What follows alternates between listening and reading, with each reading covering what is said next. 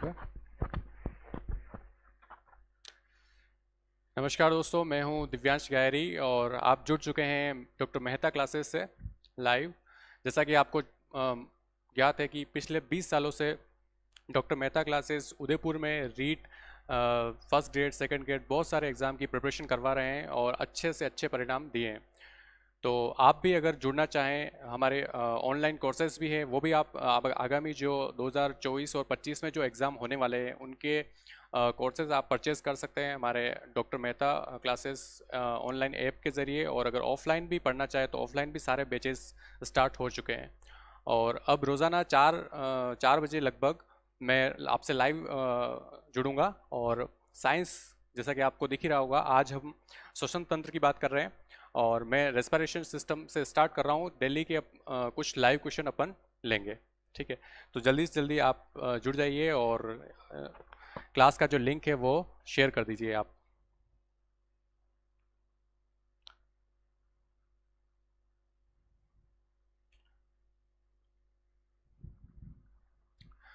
जल्दी से जल्दी आप लिंक शेयर करिए ताकि हम सेशन स्टार्ट कर पाएँ। जैसा कि आप देख रहे हैं, श्वसन तंत्र यानी कि रेस्पिरेटरी सिस्टम से हम शुरुआत करने वाले हैं आज से। और डेली साइंस के कुछ क्वेश्चन मैं आपको सॉर्ट आउट कराऊंगा, जिसमें साइंस के जो क्वेश्चन जो मोस्टली एग्जाम में पूछे जाते हैं, जो बार बार पूछे जाने वाले अच्छे क्वेश्चन होते हैं, वो हम यहाँ पे सोल्व करेंगे। तो आप जल्दी से जल्दी आप इस लिंक को अपने दोस्तों के साथ शेयर कर दीजिए ताकि हम इस सेशन को आगे बढ़ा पाएँ।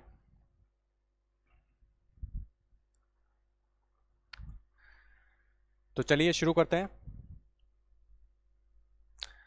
जैसा कि आप देख पा रहे हैं, आज का जो हमारी क्लास का सेशन का पहला जो क्वेश्चन है वो है रेस्पिरेटरी सिस्टम से लिया गया है। Which one of the following has the smallest diameter?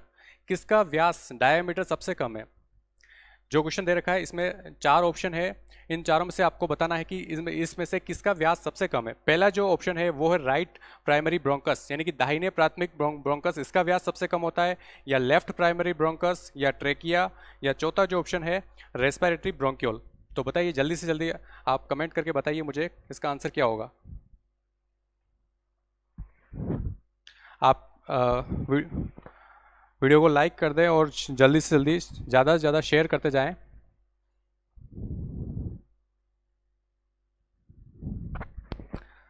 Lavina का आंसर आ गया है, डी बता रहे हैं वो। नीता का डी बता रहे हैं, गुड।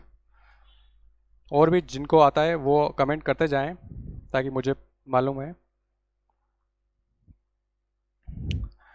तो दोस्तों, इसमें 4 ऑप्शन दे रखे हैं और इसका सबसे जो छोटा व्यास इसमें से है वो होता है रेस्पिरेटरी ब्रोंक्यूल्स। जैसा कि आपको पता है, जो अपने रेस्पिरेटरी सिस्टम होता है जिसमें यहाँ पे ट्रेकिया वाला पार्ट होता है, ट्रेकिया में सी आकार के छल्ले होते हैं, आपको पता होगा। जो ट्रेकिया वाला जो पार्ट होता है इसमें सी आकार के छल्ले होते हैं जो कार्टिलेज के बने होते हैं। फिर आगे जाके ये डिवाइड होता है और ये बनाता है प्राइमरी ब्रोंकस। फिर प्राइमरी ब्रोंकस आगे जाके वापस से डिवाइड होता है, वो बनाता है सेकेंडरी ब्रोंकस, ठीक है। फिर सेकेंडरी आगे जाके टर्शरी बनाता है और टर्शरी के बाद में ब्रोंक्यूल्स बनता है। इसका व्यास सबसे कम होता है। ब्रोंक्यूल्स जो होता है इसका व्यास जो होता है वो होता है लगभग 0.5 mm, 0.5 मिलीमीटर जो होता है वो होता है। यानी कि इन चारों में से अगर देखें तो सबसे कम व्यास किसका होगा? रेस्पिरेटरी ब्रोंक्यूल्स का होगा, ठीक है। दीपिका, हाँ, पायल, रानू, नीता यादव, लवीना, इन सब का बहुत ही सही जवाब है, गुड। चलिए, इसका आंसर हो गया, डी हो गया है। फिर हम बढ़ते हैं आगे की तरफ। सेकंड क्वेश्चन, सेकंड क्वेश्चन हम पढ़ते हैं। In which of the following animals respiration occurs without any respiratory organ?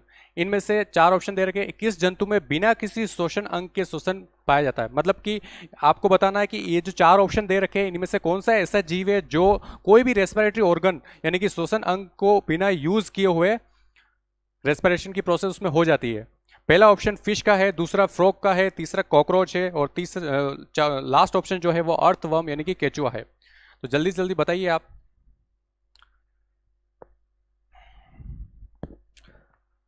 Second question का आंसर बताइए।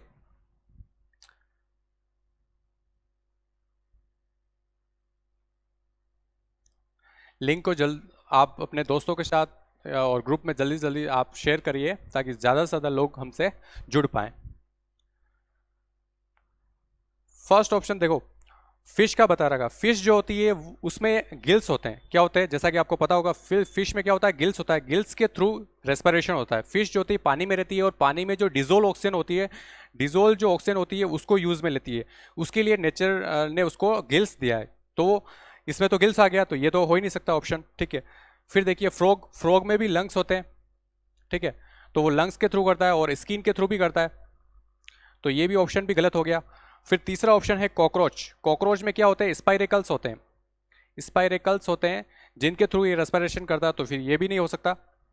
फिर बचा लास्ट ऑप्शन जो है अर्थवर्म यानी कि केचुआ। तो केचुए में क्या होता है?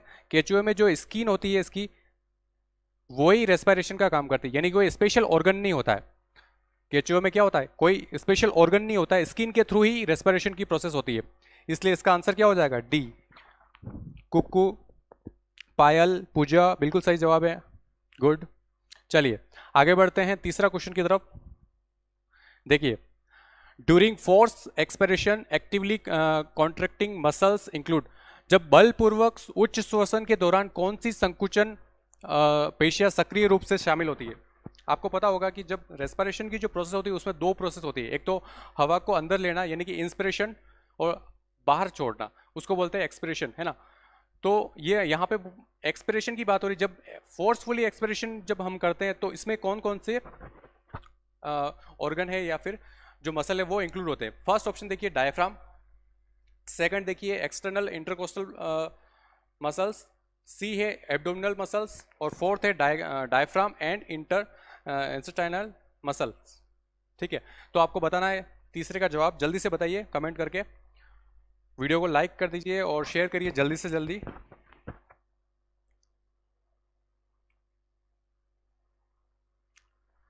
पूजा का आंसर आया डी बता रहे हैं। रतन डी बता रहे हैं। कुक्कू का आंसर है डी। गुड। नीता डी बता रहे हैं। देखिए जल्दी से जल्दी कमेंट करके बताइए। रानू का डी बता रहे हैं, यानी कि डायफ्राम और इंटेस्टाइनल मसल्स को बता रहे हैं। पूजा आर्या का आंसर डी बता रहे हैं।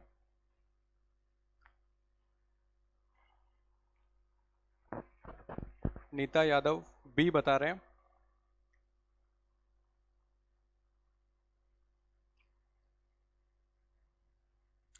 चलिए अब इस पर डिस्कशन करते हैं अपन। जो फोर्सफुली जो एक्सप्रेशन जो होता है इसमें क्या होता है कि डायफ्राम और इंटेस्टाइनल जो मसल्स होती है वो उपयोग में आती है, ये एक्टिवली वर्क करती है ना। इसका आंसर होगा फोर। बहुत सारे बच्चों का सही जवाब आया। गुड। चलिए आगे बढ़ते हैं। फोर्थ क्वेश्चन देखिए, difference between trachea and fallopian tube is. Trachea जो कि गले में होता है, आपको पता होगा संरचना होती है, और फेलोपियन ट्यूब जो कि फीमेल की बॉडी में होती है। इन दोनों में अंतर पूछ रहे हैं। ठीक है, पहला ऑप्शन है trachea is related with the respiration. Trachea जो है वो रेस्पिरेशन से रिलेटेड होता है, वेयर एज जबकि जो फेलोपियन ट्यूब जो है वो जनन से संबंधित होती है। फिर बी ऑप्शन है ट्रेकिया श्वसन से तथा फेलोपियन नलिका उत्सर्जन से संबंधित होती है। फिर सी ऑप्शन है ट्रेकिया जनन से तथा फेलोपियन नलिका जो उत्सर्जन तंत्र से संबंधित है। और लास्ट ऑप्शन जो है वो है ट्रेकिया जनन से तथा फेलोपियन ट्यूब जो है श्वसन से संबंधित।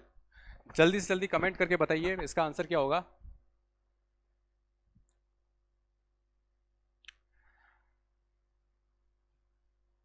पूजा ए बता रहे हैं, लवीना ए, कृष्णा ए बता रहे हैं, कुक्कू ए बता रहे हैं, रतनलाल ए बता रहे हैं, नीता ए, चलिए लवीना ए बता रहे हैं, रानू, पूजा सभी ए आंसर दे रहे हैं। चलिए डिस्कशन करते हैं। ट्रेकिया जो होती है वो गले में होती है, रेस्पिरेशन के लिए होती है, तो ये बात बिल्कुल सही है। फिर दूसरी बात जो है लिखी हुई है यहाँ पे, fallopian tube is related with the reproduction, ये बात भी सही है। तो पहले ही आंसर सही हो गया। फिर तीनों ऑप्शन पे भी देख लेते हैं। बी ऑप्शन जो बोल रहा है वो ट्रेकिया श्वसन से संबंधित है, और फेलोपियन नलिका ये गलत हो गया, उत्सर्जन से संबंधित नहीं है।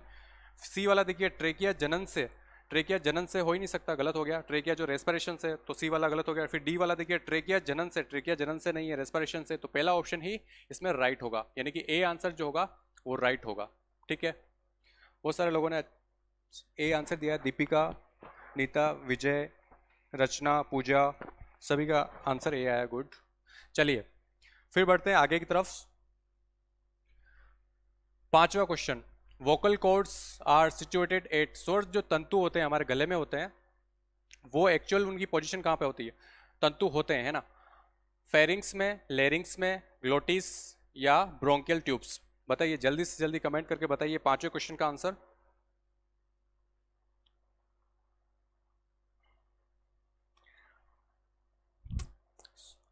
सुखदेव सिंह जी ए बता रहे हैं, जल्दी से जल्दी कमेंट करके बताइए इसका आंसर क्या होगा। पूजा रानी का आंसर बी बता रहे हैं, लवीना बी बता रहे हैं, नीता यादव बी आंसर बोल रहे हैं। वोकल कॉर्ड्स जो बोलने के लिए, जो स्वर तंतु होते हैं जो बोलने के लिए हेल्प करते हैं, वो कहाँ पे होते हैं या कौन से होते हैं, है ना? फेरिंग्स, लेरिंग्स, ग्लोटिस या ब्रोंकियल ट्यूब्स? बताइए। पूजा आर्या बी बता रहे हैं,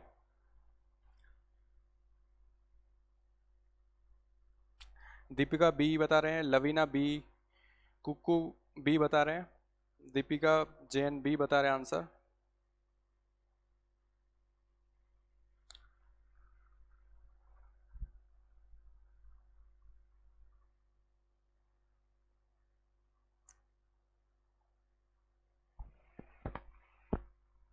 चलिए देखते हैं पांचवा क्वेश्चन।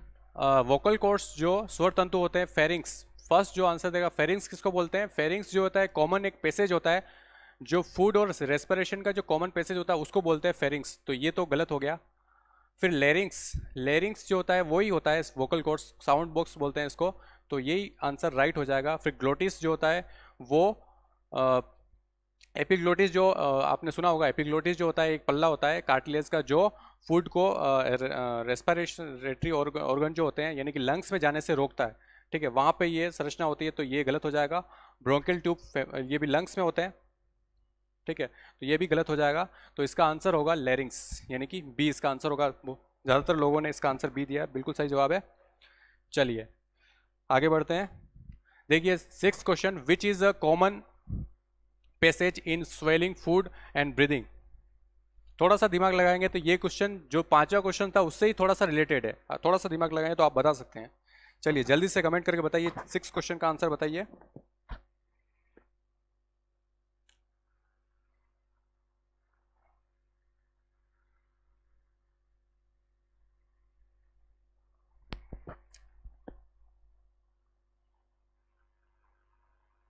विजय दामोर बी बता रहे हैं, रानू इसका बी बता रहे हैं।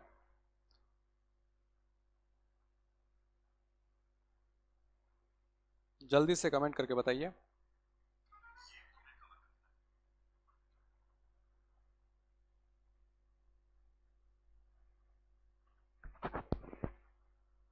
नीता यादव डी बता रहे हैं, रानू डी बता रहे हैं, पूजा आर्या डी, नीता यादव डी बता रहे हैं, पूजा रानी डी बता रहे हैं, रचना डी बता रहे हैं, दीपिका जैन डी बता रहे हैं आंसर। जल्दी से जल्दी कमेंट करिए।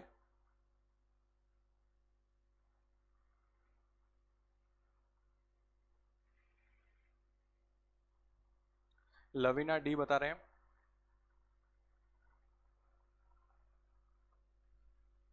विच इज़ अ कॉमन, आपको कॉमन पैसेज बताना है कि जो स्वेलिंग यानी कि भोजन को निगलने वाला जो काम है और ब्रीदिंग वाला जो काम है, दोनों प्रोसेस में हेल्प म्यूचुअल होता है ना, जो कॉमन है म्यूचुअल है, ऐसा कौन है? लेरिंग्स, गलेट, रसिका, ग्लोटिस और फेरिंग्स, ग्रसनी। लेरिंग्स तो अपन ने अभी देखा है, जो साउंड बॉक्स जो होता है जहाँ से साउंड प्रोड्यूस होता है उसको बोलते हैं, तो ये गलत हो जाएगा। गलेट, ग्रसिका ये भी रोंग हो जाएगा, ये नहीं होता है। ग्लोटिस जो फूड पाइप का जो पार्ट है वो होता है, और फेरिंग्स जो कॉमन पार्ट है यानी कि जहाँ बकल केविटी के जस्ट आगे वाला जो पार्ट होता है, बकल केविटी जो स्टार्ट होती है उसके आगे वाला जो पार्ट होता है वो होता है फेरिंग्स, यानी कि जो एयर एयर भी वहीं से पास होती है और फूड भी वहीं से पास होता है, तो कॉमन पैसेज हो जाएगा डी। ज्यादातर लोगों ने डी इसका आंसर बताया, बिल्कुल सही है। चलिए आगे बढ़ते हैं 7th क्वेश्चन की ओर। In human beings lungs are divided into, मानव में जो फेफड़े होते हैं वो विभक्त होते हैं, कितने पार्ट में डिवाइड होते हैं फेफड़े, जो हमारे जो लंग्स होते हैं वो कितने पार्ट में डिवाइड होते हैं आपको बताना है। ए जो है वो है 3 राइट एंड 2 लेफ्ट लोब, यानी कि 3 दाहिनी तथा 2 बाई पालियों में लोब्स में होते हैं, 2 राइट और 3 लेफ्ट लोब्स में, या 2 राइट एंड 2 लेफ्ट लोब, या नन ऑफ दिस। बताइए जल्दी से कमेंट करके बताइए चारों में से कौन सा राइट आंसर होगा।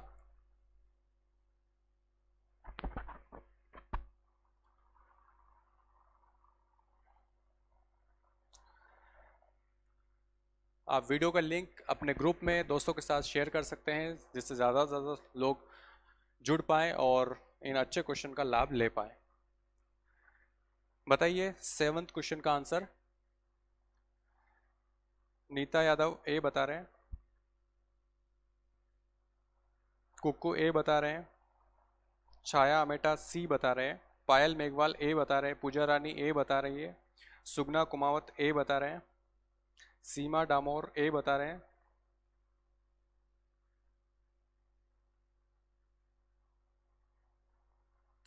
रचना कलाल ए बता रहे हैं।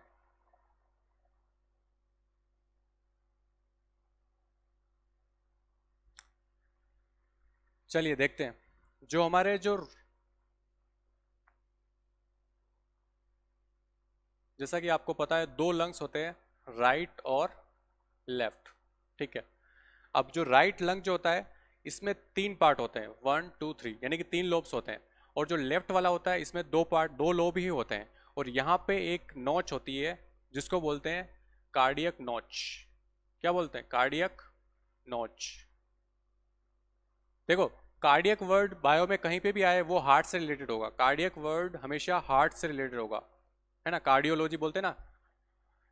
तो कार्डियक नॉच एक खांच होती है, हृदयी खांच हिंदी में बोलते हैं इसको, हृदयी खांच, हृदयी खांच, यानी कि एक ऐसा फ्री स्पेस जहाँ पे वो हार्ट के लिए, तो या हमारा जो हार्ट होता है जो फिस्ट के जितनी उसकी साइज होती है वो यहाँ पे होता है, ठीक है, ये एक्स्ट्रा बता रहा हूँ। फिर देखिए इसके लोब बात करें तो राइट में तो 3 हो जाएगा, यानी फर्स्ट ऑप्शन जो होगा वो इसका राइट हो जाएगा। बहुत सारे स्टूडेंट का राइट आंसर आया है, ठीक है। एक्स्ट्रा क्वेश्चन क्या बताया, कार्डियक नॉच जो होती है वो लेफ्ट जो लंग होता है उसमें होती है ना। चलिए बिल्कुल सही जवाब है, रचना, पूजा, लवीना, उर्मिला, कृष्णा सबका सही जवाब है। चलिए आगे बढ़ते हैं 8th क्वेश्चन की ओर।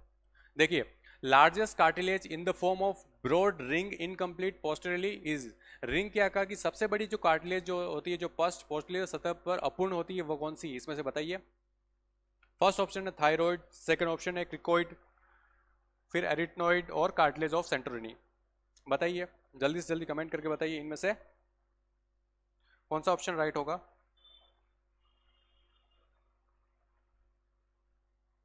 जल्दी जल्दी आप कमेंट करिए जो आंसर आपको सही लगे, लिंक को आप शेयर कर दें ज़्यादा से ज़्यादा।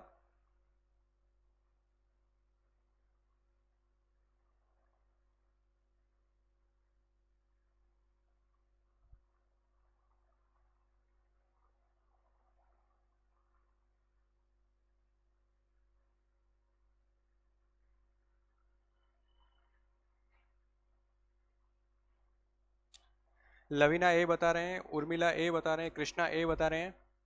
चलिए जल्दी जल्दी बताइए, लार्जेस्ट कार्टिलेज बतानी है आपको इसमें, लार्जेस्ट कार्टिलेज कौन सी है जो इनकम्प्लीट होती है, थायराइड है, क्रिकोइड है, या एरिटनॉइड है, या कार्टिलेज ऑफ सेंटोरिनी है। जल्दी जल्दी कमेंट करिए बताइए। नीता ए बता रहे, कुक्कू बी बता रहे, पायल मेघवाल बी बता रहे, दीपिका जैन ए बता रहे हैं, सुगना ए बता रहे हैं, कृष्णा शुक्ला ए बता रहे हैं।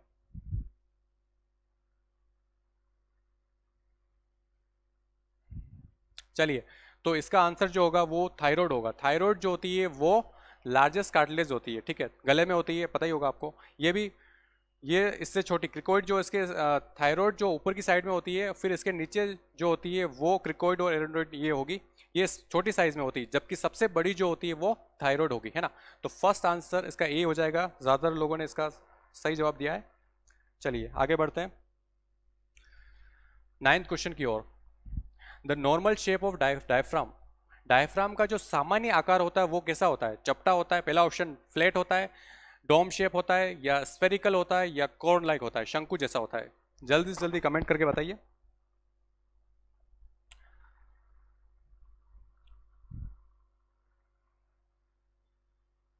रचना ए बता रहे हैं इसका, पूजा ए बता रहे हैं,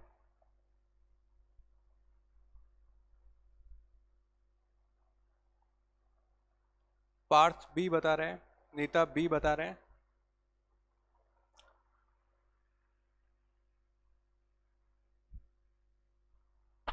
पार्थ बी बोल रहे हैं, नाइन्थ का बी, पूजा रानी ए बता रहे हैं, कुक्कू बी बता रहे हैं, नीता बी बता रही है, और कृष्णा शुक्ला जो बी बता रहे हैं, लवीना बी बता रहे हैं डोम लाइक, पायल मेघवाल बी बता रहे हैं, पूजा शर्मा बी बता रहे हैं, सुगना जो है बी बता रहे हैं। जल्दी से जल्दी कमेंट करिए। आपको बताना, डायफ्राम जो एक स्ट्रक्चर होती है, मस्कुलर स्ट्रक्चर होती है, जो रेस्पिरेशन में हेल्पफुल होती है, उसका जो नॉर्मल शेप कैसा होता है? डोम शेप होता है, कॉन शेप होता है, स्फेरिकल होता है, या फ्लैट होती है, कैसा होता है? जल्दी जल्दी कमेंट करके बताइए। दीपिका बी बता रहे हैं, उर्मिला बी बता रहे हैं, तबस्सुम बी बता रहे हैं, सुखदेव राव सुखदेव सिंह बी बता रहे हैं, रचना कलाल बी बता रही है, पूजा बी बता रहे हैं, रचना बी बता रहे हैं। चलिए देखते हैं, डायफ्राम जो होता है उसका नॉर्मल जो शेप होता है वो डोम शेप होता है, ऐसा होता है ना? इसको बोलते हैं डोम शेप, ठीक है? तो फ्लैट नहीं होगा। नॉर्मली जो इसका शेप जो होता है डोम लाइक होता है, जब रेस्पिरेशन की प्रोसेस जब होती है, जब एयर अंदर जाती है, इंस्पिरेशन होता है, जैसे एयर अंदर आएगी तो यहाँ पे लंग्स होते हैं, तो ये कैसा हो जाएगा? इसकी संरचना ये पिचक जाएगा, यानी कि उस टाइम ये फ्लैट हो जाएगा। बट नॉर्मल शेप पूछा है इसने, तो आंसर क्या होगा? बी हो जाएगा। इसका आंसर क्या होगा? बी हो जाएगा, ठीक है? चलिए, बहुत सारे लोगों ने सही जवाब दिया है। आगे बढ़ते हैं 10th क्वेश्चन की ओर। देखिए, types of cartilage seen in trachea wall is, trachea की भित्ति में किस प्रकार की उपास्थि पाई जाती है? ट्रेकिया जो होता है, रेस्पिरेशन में जो गले में जो संरचना पाई जाती है, उसमें किस प्रकार की जो कार्टिलेज होती है वो आपको बताना है। First option hyaline cartilage, second option fibro cartilage, C option elastic cartilage, और डी है नन ऑफ दिस। चलिए जल्दी से जल्दी कमेंट करके बताइए, जो ट्रेकिया है इसमें किस टाइप का कार्टिलेज होगा? हाईलाइन, फाइब्रो, इलास्टिक, या नन ऑफ दिस? जल्दी से जल्दी कमेंट करके बताइए।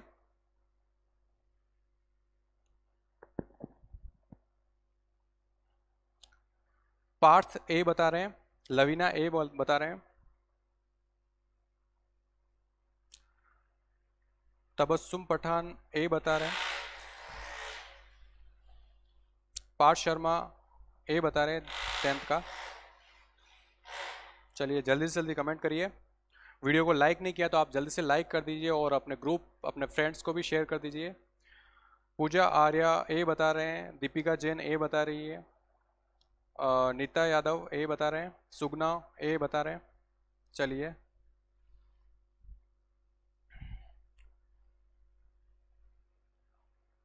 उर्मिला ए बता रहे हैं, पायल मेघवाल ए वाले बिल्कुल सही है। मोस्ट ऑफ का ए आंसर है। हाईलाइन जो कार्टिलेज होती है वो कहाँ पे होती है? ट्रेकिया में होती है। ट्रेकिया में जो हाईलाइन जो कार्टिलेज होती है वो हाईलाइन होती है, ठीक है? तो ए जो जिन जिन लोगों का आंसर है बिल्कुल सही है। चलिए आगे बढ़ते हैं। फिर देखिए 11th question, the exchange of gases, यानी कि CO2 जो O2 का एक्सचेंज जो होता है वो मेमेलिया में टेक प्लेस इन, कहाँ पे होता है? स्तनियों में गैसों का जो विनिमय O2 तथा CO2 का कहाँ पे होता है? ऑप्शन ए ट्रेकिया में होता है, श्वास थली में होता है, या ब्रोंकियम में होता है, या ब्रोंक्योल होता है, या फिर एल्वियोलाई में होता है? तो बताइए कहाँ पे होगा? स्तनीय यानी मेमल्स जो होते हैं उसमें गैसियस एक्सचेंज कहाँ कहाँ कहाँ पे होगा? जल्दी से रिप्लाई करिए, कमेंट करके बताइए अपना आंसर। नीता यादव डी बता रहे हैं, पूजा रानी डी बता रहे हैं, पार्थ डी बता रहे हैं, लविना शर्मा डी बता रहे हैं, नीता यादव डी बता रहे हैं।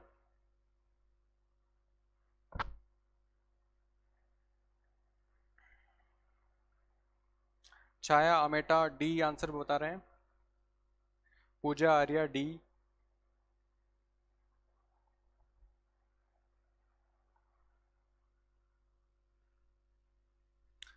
गैसियस एक्सचेंज प्रॉपरली जो गैस का आदान प्रदान जो होता है, यानी कि ऑक्सीजन को हम ले रहे हैं और CO2 को हम छोड़ रहे हैं, तो ये फाइनली कहाँ पे हो रहा है, एक्चुअल में प्रोसेस ये कहाँ पे हो रही है, ये आपको बताना है। ट्रेकिया में हो रही है, ब्रोंक्योल में हो रही है, सॉरी ब्रोंकिन में हो रही है, या ब्रोंक्योल में हो रही है, या एल्वेलाई में हो रही है। पायल मेघवाल डी बता रहे हैं, तबस्सुम डी, उर्मिला डी, सुगना डी। चलिए देखते हैं। ट्रेकिया, ट्रेकिया तो गले में होती है संरचना, जहाँ से अपन सांस ले रहे हैं, है ना। सी आकार के जो छल्ले होते हैं वहाँ पे, वो तो एक पैसेज है, वो एक मीडियम है जिसके थ्रू जो एयर है वो लंग्स में जा रही है। तो यहाँ पे तो गैसियस एक्सचेंज नहीं हो रहा है ना। यहाँ से जो है उस वो यहाँ के थ्रू ये हेल्प कर रही है कि वो जो गैस हम ले रहे हैं, ऑक्सीजन हम ले रहे हैं, या CO2 बाहर जा रही है, गैसेस एक्सचेंज में हेल्पफुल है, बट एक्चुअल प्रोसेस यहाँ पे नहीं हो रही है। ब्रोंकिन में भी नहीं हो रही है, ब्रोंक्योल में भी नहीं हो रही है। ये आगे जो पता है आपको, सी आकार के छल्ले होते हैं, और ट्रेकिया के बाद प्राइमरी ब्रोंकस बनता है, फिर प्राइमरी ये डिवाइड होकर सेकेंडरी बनाता है, सेकेंडरी आगे जाके टर्शरी बनाता है, फिर ब्रोंक्यूल्स बनते हैं, फिर फाइनली इसके ब्रोंक्यूल्स के एंड पे जो संरचना होती है गोलाकार बेग लाइक स्ट्रक्चर होती है। बहुत सारे लोगों का कन्फ्यूजन होता है, जो हमारे लंग्स जो है वो बलून लाइक होते हैं, बलून लाइक नहीं होते। जो लंग्स जो होते हैं उसकी जो स्ट्रक्चर है वो कैसी होती है, लंग्स की जो स्ट्रक्चर होती है वो स्पंज जैसी होती है, स्पंज जैसी होती है। और पर्टिकुलर बलून लाइक स्ट्रक्चर जो होती है वो एल्वियोलाई होती है। जो चौथा ऑप्शन है वो राइट होगा इसमें, एल्वियोलाई। फाइनली जो एल्वियोलाई जो होती है उसमें गैसियस एक्सचेंज होता है। एल्वियोलाई जो बेग लाइक स्ट्रक्चर होती है, यहाँ पे गैस का एक्सचेंज होता है, यानी कि CO2 जो होती है बाहर चली जाएगी ब्लड से, और ऑक्सीजन जो है वो एयर से अंदर आ जाएगी, ठीक है। और फिर उसका संचरण पूरी बॉडी में, जो अपना रक्त परिसंचरण तंत्र यानी कि ब्लड सर्कुलेशन सिस्टम जो चल रहा है, उसके थ्रू ऑक्सीजन जो है बॉडी की हर सेल तक पहुंच जाएगी, ताकि जो मेटाबॉलिज्म की जो प्रोसेस हो रही है वो इजीली हो जाए, और बॉडी उससे एनर्जी, ऑक्सीजन से एनर्जी जनरेट कर पाए, ठीक है। तो फाइनली एक्सचेंज कहाँ पे होता है, एल्वियोलाई में, ठीक है। दीपिका, कुक्कू, रचना, बहुत सारे लोगों का डी आंसर आया, सही जवाब है। चलिए आगे बढ़ते हैं। 12th क्वेश्चन देखिए, there is a membrane covering the lungs called, फेफड़ों को आवृत करने वाली जो झिल्ली होती है उसको क्या बोलते हैं। जो लंग्स है आवृत करने वाली, मतलब जैसे कि ये लंग्स है और इसके ऊपर जो एक लेयर है, ये लेयर है प्रोटेक्शन के, जो लिए एक लेयर होती है, इस लेयर का नाम पूछा है, इस लेयर का नाम बताइए, ठीक है। पेरिटोनियम बोलते हैं, या प्लूरा बोलते हैं, या फिर पेरिकार्डियम बोलते हैं, और ड्यूरामीटर। चारों ऑप्शन को ध्यान से पढ़िए और सही जवाब देने की कोशिश करिए, कमेंट करके जल्दी से जल्दी बताइए। लंग्स को जो प्रोटेक्शन के लिए कवरिंग जो होती है उसका नाम बताना, पेरिटोनियम, प्लूरा, पेरिकार्डियम और ड्यूरामीटर। लवीना ए बता रहे हैं, पेरिटोनियम बता रहे हैं। नीता यादव बी बता रही है, यानी कि प्लूरा बता रहे हैं। पार्थ शर्मा 12th का बी बता रहे हैं, यानी कि प्लूरा बता रहे हैं। नीता यादव बी बता रहे हैं, पायल मेघवाल बी बता रहे हैं, दीपिका जैन बी आंसर बता रहे हैं। जल्दी जल्दी कमेंट करिए। लवीना शर्मा पेरिटोनियम बता रहे हैं, तमन्ना रावल बी बता रहे हैं, दीपिका जैन प्लूरा बता रहे हैं, नीता यादव 12th का बी बता रहे हैं, उर्मिला बी बता रहे हैं, लवीना शर्मा बी। कमेंट करिए जल्दी से जल्दी। आपको पता नहीं लंग्स के ऊपर जो कवरिंग होती है, जो प्रोटेक्शन के लिए कवरिंग पाई जाती है, उसका नाम क्या है, पेरिटोनियम, प्लूरा, पेरिकार्डियम या ड्यूरामीटर। बताइए जल्दी से जल्दी। तबस्सुम बी बता रहे हैं, लवीना बी, सुगना बी बता रहे हैं, पूजा आर्या बी बोल रहे हैं। चलिए देखते हैं।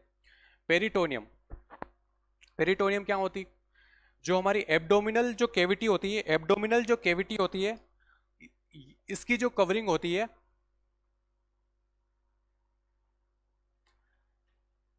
एब्डोमिनल जो छोटा सा मैं डायग्राम बना देता हूं, आपको समझ में आएगा। एब्डोमिनल जो कैविटी होती है, यानी कि यहाँ पे जो small intestine, large intestine, liver वगैरह ये सब आएंगे, यहाँ पे जो कवरिंग होगी इसको बोलते हैं पेरिटोनियम। क्या बोलते हैं, पेरिटोनियम, ठीक है।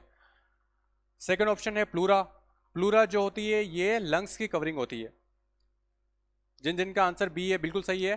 प्लूरा जो होती है वो लंग्स की कवरिंग होती है।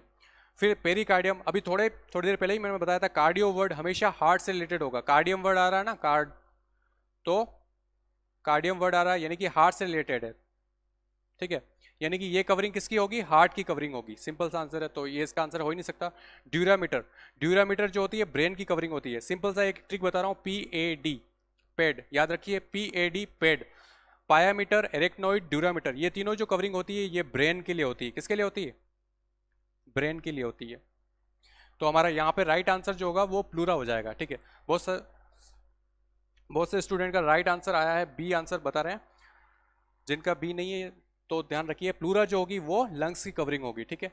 और एक हिंट क्या बताया, पेड आपको याद रखना है, PAD, है ना, पायामीटर, एरेक्नोइड और ड्यूरामीटर। और एक क्वेश्चन ये भी पूछते हैं कि जो ब्रेन है, अब ये तीनों कवरिंग का सीक्वेंस पूछते हैं, तो सीक्वेंस कैसे याद रखेंगे, पी से याद रखिए पास में, तो ब्रेन के सबसे पास में जो होगी वो पायामीटर होगी, जब सबसे दूर जो होगी वो डायामीटर होगी, है ना।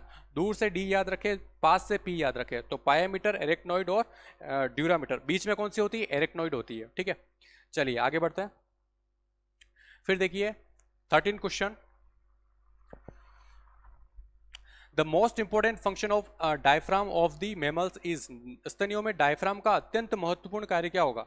डायफ्राम जो रेस्पिरेटरी जो सिस्टम है इसमें बहुत इंपॉर्टेंट रोल प्ले करता है, इसमें इसका काम क्या है यही पूछ रहे हैं, ठीक है। फर्स्ट ऑप्शन है to divide the body cavity into compartment, जो शरीर है उसको कोशों में विभाजित करना, है ना, उसको कंपार्टमेंट में डिवाइड करने का काम करता है। दूसरा है टू प्रोटेक्ट लंग्स, लंग्स को सुरक्षा प्रदान करता है, प्रोटेक्शन का काम करता है। तीसरा है टू एड इन रेस्पिरेशन, श्वसन में सहायता करता है।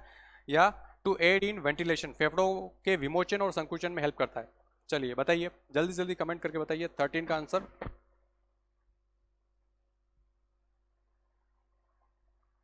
Partha Sharma, thank you so much.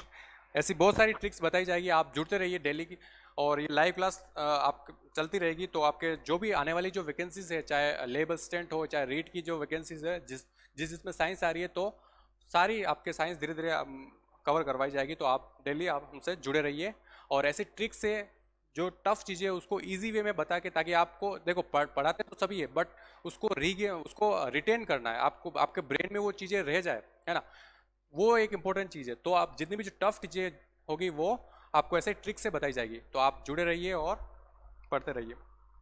चलिए बताइए, पायल मेघवाल डी बता रहे हैं, नीता यादव डी बता रहे हैं, पूजा आर्या डी बता रहे हैं, उर्मिला डी बोल रहे हैं।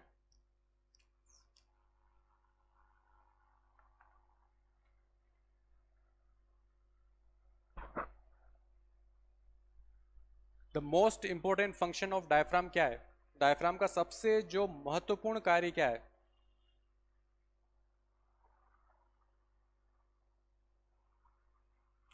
सुगना डी बोल रहे हैं। चलिए देखते हैं, बॉडी को डायफ्राम जो होता है, यहाँ पे सपोज लंग्स है, और लंग्स के नीचे की साइड यहाँ पे डायफ्राम होते हैं, ठीक है। और फिर यहाँ पे जो डाइजेशन का पार्ट होता है, ठीक है। तो बॉडी को कंपार्टमेंट में तो डिवाइड कर रहा है, ये बात सही है, ठीक है। लेकिन आगे वाले क्वेश्चन भी देखो, अपने को मोर करेक्ट, कुछ ऑप्शन ऐसे होते हैं जिसमें आपको मोर करेक्ट ढूंढना होता है, सिर्फ करेक्ट नहीं, तो बाकी के ऑप्शन भी आपको पढ़ने होंगे, ठीक है। बी वाला देखिए, टू प्रोटेक्ट लंग्स, लंग की सुरक्षा करता है, सुरक्षा तो नहीं करता है, सुरक्षा के लिए तो रिब्स होती है बाहर की तरफ, तो ये ऑप्शन तो रॉन्ग हो जाएगा। टू एड इन रेस्पिरेशन, श्वसन में सहायता करता है, ये बात सही है। श्वसन में सहायता कैसे करता है, जो अपन ने थोड़ी देर पहले देखा था, इसका डोम शेप स्ट्रक्चर होता है, नॉर्मल अवस्था में इसका कैसा स्ट्रक्चर होता है, डोम शेप, ठीक है। तो जैसे ही लंग्स में एयर फिल होगी तो ये कैसा हो जाएगा, फ्लैट हो जाएगा, ठीक है। और वापस से ये डोम शेप होगा, तो एक्सप्रेशन मतलब हवा को बाहर छोड़ने की जो प्रोसेस होगी वो तो निष्क्रिय प्रोसेस है ना, उसमें एनर्जी रिक्वायर नहीं होती है। बट जो हवा को अंदर खींचते हैं वो एक्टिव प्रोसेस है, तो उसमें हेल्प कर रहा है, तो ये बहुत बड़ा टास्क है ना, तो ये सही लग रहा है। फिर देखिए, एड इन वेंटिलेशन, फेफड़ों के विमोचन और संकुचन, विमोचन और संकुचन तो कर ही रहा है, लेकिन सी वाला ऑप्शन है वो मोर करेक्ट है, क्योंकि ये डायरेक्टली बोल रहा है कि श्वसन में सहायता कर रहा है ना, तो श्वसन में सारी चीजें आ गई, विमोचन वो तो आ ही गया, तो सी वाला जो ऑप्शन होगा वो मोर करेक्ट होगा, ठीक है।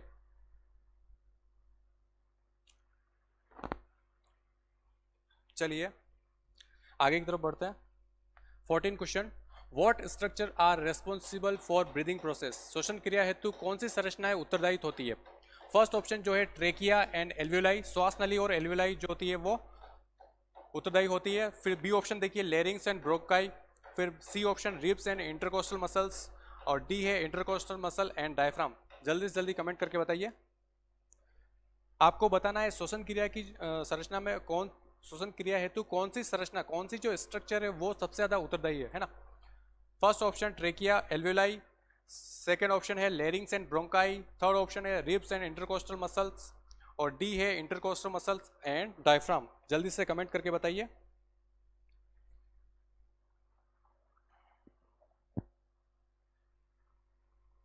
फोर्टीन क्वेश्चन पे आ गए हम, 14 का आंसर बताइए जल्दी से जल्दी। लवीना शर्मा डी बता रहे हैं, नीता यादव डी बता रहे हैं, दीपिका जैन डी बता रहे हैं, कुकू कंचू डी बता रहे हैं, पूजा रानी डी बता रहे हैं।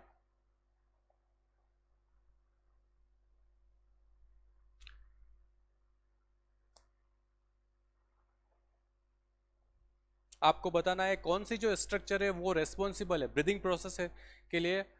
You have to tell the structure name that is responsible for the breathing process, है ना। चारों ऑप्शन को ध्यान से पढ़िए और जवाब दीजिए। लवीना शर्मा डी बता रहे हैं, पार्थ शर्मा 14 का डी बोल रहे हैं, पायल मेघवाल डी बता रहे हैं, उर्मिला डी बोल रहे हैं।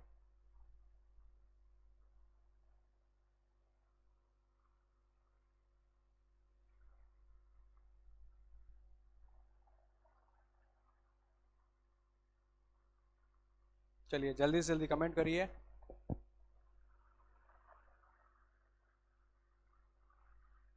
देखते हैं फर्स्ट ऑप्शन जो आपको इसमें बता रखा है ट्रेकिया और एल्वियोलाई, है ना।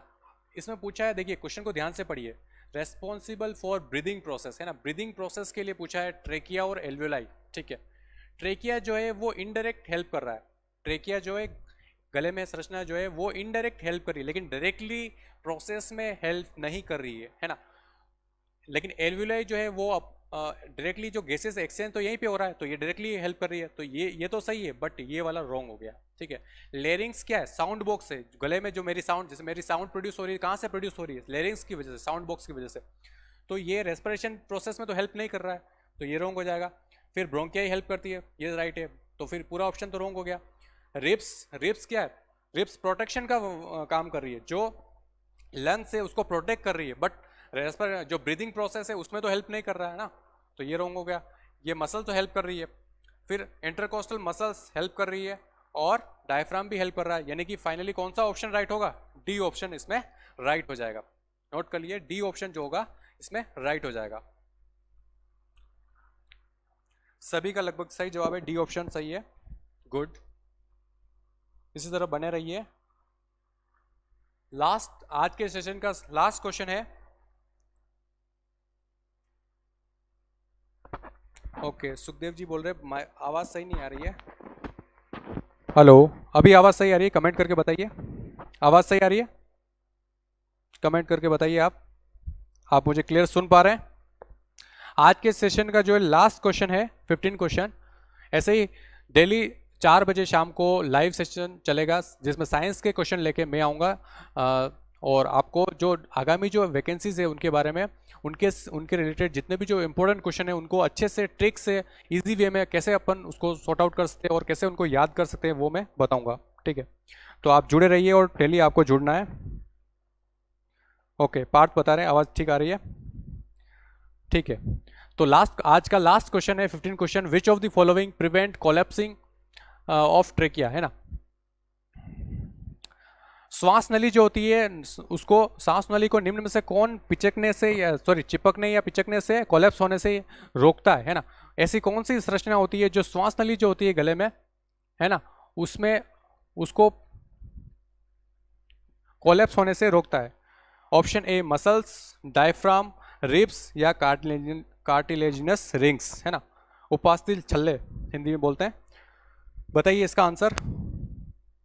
कुकू बता रहे हैं D, Lavina D, Payal Meghwal D, Deepika Jain D, Urmila D बता रहे हैं, पार्थ शर्मा 15 का डी, पूजा आर्या बोल रहे हैं आवाज़ आ रही, ठीक है। बताइए, जल्दी से कमेंट करके बताइए। 15 आज के सेशन का लास्ट क्वेश्चन है। आपको ऐसे ही जोश के साथ जुड़ डेली 4 बजे जुड़ना है और साइंस के जो इंपॉर्टेंट क्वेश्चन है उनको अच्छे ट्रिक से सोल्व करवाए जाएंगे ताकि आप उसको रिटेन कर पाए और एग्जाम में अच्छा परफॉर्म कर पाए। आज का लास्ट क्वेश्चन हम कर रहे हैं। बताइए, श्वास नली को कोलैप्स होने से कौन सी संरचना ऐसी होती है जो उसको रोकती है? मसल्स, डायफ्राम, रिब्स या कार्टिलेजिनस रिंग्स?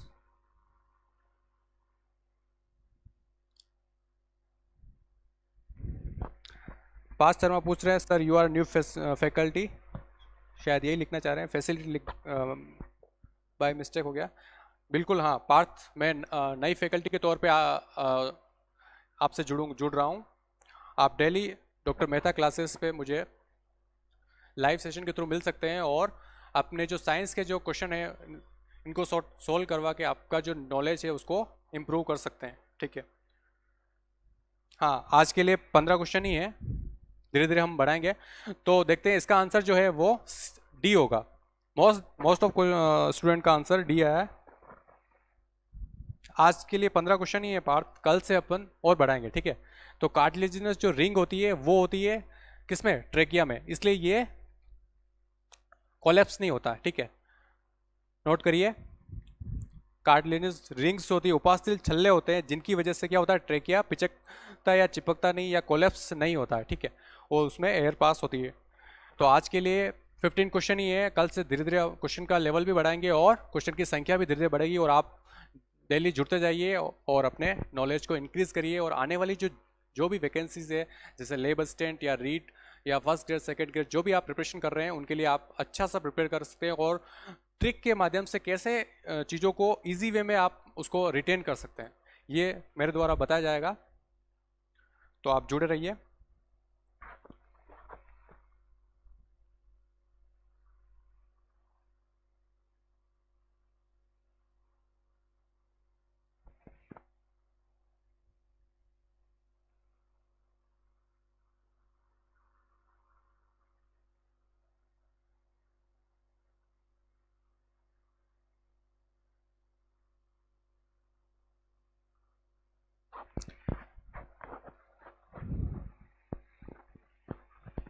बायो के क्वेश्चन मैं कराऊंगा और फिजिक्स केमिस्ट्री के क्वेश्चन सर करवाएंगे, मेहता सर करवाएंगे। तो आप जुड़े रहिए।